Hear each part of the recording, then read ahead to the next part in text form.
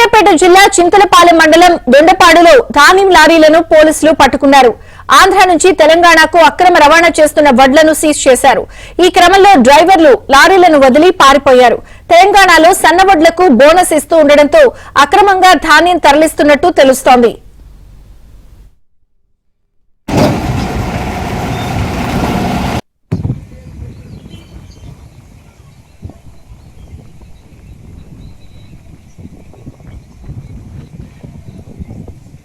ఈ క్రమంలో డ్రైవర్లు లారీలను వదిలి పారిపోయారు.